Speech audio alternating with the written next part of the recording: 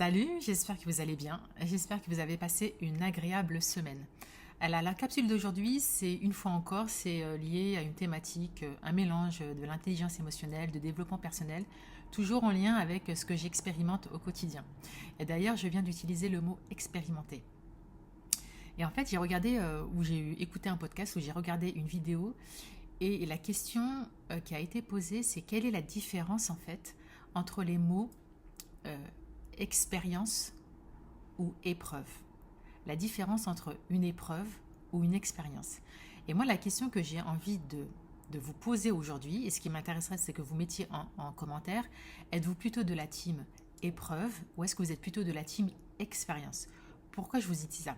En fait, ce qui m'a intéressé, c'est que quand j'ai entendu cette question, je me suis dit, ok, déjà, le pouvoir des mots, on sait que les mots ont une énergie, ont un certain poids, dégagent une certaine énergie, une certaine information, mais aussi les mots qu'on utilise définissent aussi une partie de ce qu'on est, définissent aussi une partie de notre état d'esprit et de notre posture et de ce qu'on est au quotidien.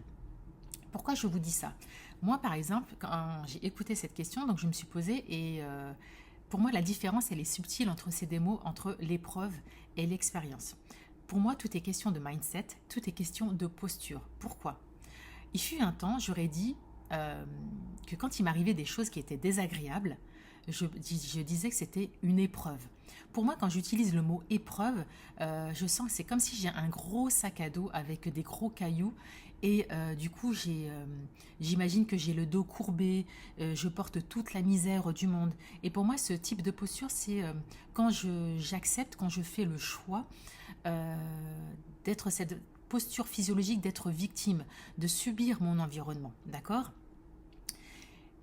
C'est comme ça que je vois les choses. Et pour moi, l'expérience, c'est complètement autre chose. C'est-à-dire que la situation, elle est exactement la même chose, donc c'est une situation qui est désagréable, mais moi je décide, je fais le choix de voir la situation différemment. Je décide, je fais le choix de mettre des émotions qui sont très différentes par rapport à cette situation, dans le sens où j'ai aujourd'hui, je suis dans une posture où je me dis, aujourd'hui, ce que je vis dans mon quotidien, si je vis des situations désagréables, parce que c'est comme ça la vie, il y a des hauts, il y a des bas, on ne peut pas décider, c'est comme ça que la vie, elle est faite. La vie, elle est en perpétuel mouvement. Et donc, la vie, elle est faite de haut et de bas. Et ça, c'est complètement normal. Mais pour moi, la perception, c'est je décide comment je l'accueille en fait.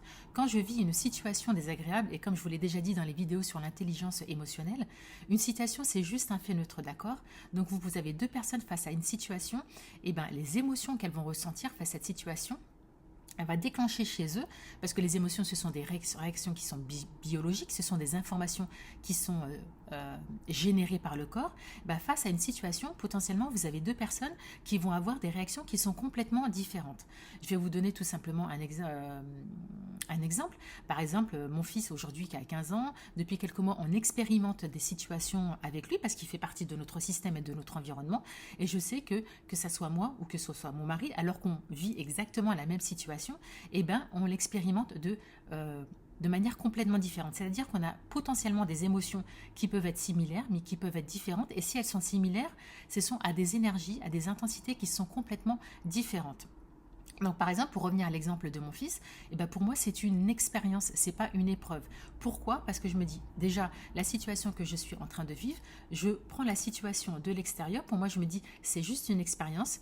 Je me dis que mon fils c'est un système, vient à lui ce qu'il doit expérimenter, et moi je suis en dehors de ce système. Si je reste dans ce système, c'est-à-dire dans son propre système à lui, donc ça veut dire que je vais me pourrir moi, me bouffer la santé. Ce que je décide de faire, c'est moi sortir du système de mon fils, d'accord? Je regarde, j'observe de l'extérieur, je décide de ne pas être envahi par des émotions qui sont désagréables, parce que je suis dans l'instant présent, je fais des exercices de méditation, et je comprends aussi que mon fils, parfois, s'il y a des comportements négatifs, ce n'est pas ce qui le définit. Donc, je vois la chose de l'expérience et j'accueille. Alors, ça ne veut pas dire... Et donc, du coup, pour moi, effectivement, c'est une situation qui est désagréable. Mais comme je prends du recul et je suis en dehors de ce système, ça permet de voir les choses avec un autre spectre, si vous voulez. Et pour moi, ce n'est pas une épreuve. Si en soi, ça peut déclencher les émotions qui sont désagréables, pour moi, c'est une expérience et je me pose la question, quand je vis ça, je me dis, ok, qu'est-ce que mon fils aujourd'hui doit expérimenter? Si cette situation désagréable qu'il doit vivre lui, qu'est-ce qu'il doit en apprendre? Et comme je suis connectée déjà, parce que je suis sa mère, donc je me dis, moi aussi, qu'est-ce que je dois apprendre de cette expérience? Lui, qu'est-ce que cette situation va lui permettre de grandir? Et moi, dans, dans cette posture de mère, qu'est-ce que je suis là, qu'est-ce que la vie veut que je expérimente en fait. Parce que s'il y a des choses qui arrivent à nous, d'une manière ou d'une autre, c'est parce qu'on l'a choisi. Et donc, le truc, c'est la question qu'il faut se poser, c'est bah, qu'est-ce que la vie veut que j'expérimente. Et donc, du coup, quand vous pensez comme ça, et ben, du coup, ça vous permet soit d'être dans une la manière dont vous allez l'expérimenter, posez-vous la question. Est-ce que vous êtes plutôt, quand il y a des situations désagréables qui vous arrivent, est-ce que pour vous c'est une épreuve? Est-ce que vous utilisez le mot épreuve? Ou est-ce que vous utilisez le mot expérience? Et pour moi, la distinction, quand vous utilisez le mot expérience et que vous arrivez à dire expérience, ça veut dire que pour moi, vous êtes dans cette posture, vous êtes dans cette capacité, dans cette énergie de cultiver l'optimisme. D'accord? Et quand vous utilisez le mot épreuve, ça veut dire que vous n'avez pas cette capacité de voir les choses et de vous dire, ok, si cette situation est là pour m'apprendre quelque chose, qu'est-ce que ça serait? Si le destin, la vie, l'univers m'envoie ça, qu'est-ce que ça vient dire de moi et qu'est-ce que je dois apprendre en fait? Et donc du coup, si vous êtes dans cette posture-là, si vous êtes dans la team épreuve, ça veut dire que c'est quelque chose, vous n'arrivez peut-être pas, vous ne cultivez pas l'optimisme en fait. Et tout ça, tout ça pour conclure en gros, en quoi c'est hyper important de cultiver l'optimisme. Quand vous cultivez l'optimisme, en fait, c'est une des actions positives en fait pour développer l'intelligence émotionnelle. Je vous ai dit, l'intelligence émotionnelle, quand vous écoutez vos émotions, quand vous accueillez vos émotions, ça vous permet aussi de mieux vous connaître. Et quand vous arrivez à mieux vous connaître, du coup, ça vous permet aussi de prendre du recul et de ne pas subir votre environnement. Donc, est-ce que vous décidez de subir votre environnement ou est-ce que vous décidez plutôt de vous dire, je ne vais pas subir mon environnement, j'ai conscience de mon environnement, je sais qu'il se passe des choses, ok, mais je régule mes émotions, je les accueille, j'en prends conscience et je fais le choix et je décide d'en faire, de voir les choses différemment. Et si j'arrive pas à voir les choses différemment, vous pouvez aussi poser la question à une autre personne et vous dire voilà, il se passe ça, telle est la situation est telle qu'elle, vous restez neutre, vous restez factuel, voilà ce que j'ai ressenti, toi qu'est-ce que tu aurais ressenti, qu'est-ce que tu en penses? Et ça c'est hyper important. Donc la conclusion de tout ça c'est, si vous êtes plutôt dans la team expérience, c'est super, bravo. Si vous êtes plutôt dans la team épreuve, je vous encourage vraiment, vraiment, vraiment à cultiver l'optimisme. Et pourquoi? Parce que cultiver l'optimisme, ça a des bienfaits positifs. Moi, je me souviens une fois, quand on a fait un atelier sur l'intelligence émotionnelle avec Nathalie, il y avait quelqu'un qui nous avait répondu, et c'est ok, mais parce qu'on n'a pas du tout la même posture. Ouais, ceux qui cultivent l'optimisme, ils sont dans le monde des bisounours. Ouais, la vie, elle est belle, elle est magnifique. C'est pas ça que je suis en train de dire. L'optimisme, c'est pas ça du tout. L'optimiste, celui qui cultive l'optimisme, il vit une situation, il y a une situation, il sait qu'il y a des choses négatives, il sait qu'il y a des choses, il en prend conscience, mais il décide tout simplement de ne pas s'attarder dessus. C'est ça la différence en fait. Il y a un super proverbe de Winston Churchill qui dit: un pessimiste, il voit la difficulté dans chaque opportunité, alors qu'un optimiste, il voit l'opportunité dans chaque difficulté. Et c'est ça la nuance. Donc pour moi, je vous encourage vraiment à cultiver l'optimisme. Pourquoi? Parce que quand vous cultivez l'optimisme, vous êtes dans des émotions agréables. Sachez aussi que votre esprit, il a un pouvoir fédérateur, il a un pouvoir fort sur votre corps. Donc quand vous êtes dans des énergies, des émotions qui sont agréables, vous êtes dans des capacités d'être dans des pensées qui sont positives, des affirmations positives. Et donc du coup, vous êtes dans des énergies positives et vous attirez à vous des énergies qui sont positives. Vous considérez aussi, quand vous cultivez l'optimisme, que ok, aujourd'hui ça va pas, mais c'est ok. Vous considérez qu'un échec n'est pas définitif. Ok, ça m'arrive ça, c'est provisoire. Ok, je prends le temps d'analyser qu'est-ce qui n'a pas joué et demain je refais mieux. C'est ça aussi cultiver l'optimisme. C'est pas se dire ok, oh là là, ça n'a pas joué, donc c'est la fin du monde. Non. Ok, ça n'a pas marché là, ça n'a pas joué, mais c'est ok. C'est pas vraiment un échec, c'est juste une expérience. Donc cette expérience, si ça n'a pas joué dans ce projet ou que sais-je, qu'est-ce qui n'a pas fonctionné? Et s'autoriser à demander à des feedbacks constructifs des gens, qu'est-ce que tu crois, qu'est-ce qui n'a pas joué? Et se nourrir de ces feedbacks pour grandir et pour devenir beaucoup plus grand. Parce qu'on a un pouvoir, on a un potentiel qui est énorme, on a des ressources en nous qui sont juste extraordinaires, mais c'est juste qu'on ne nous a pas appris à les exploiter. Et ça, c'est hyper important.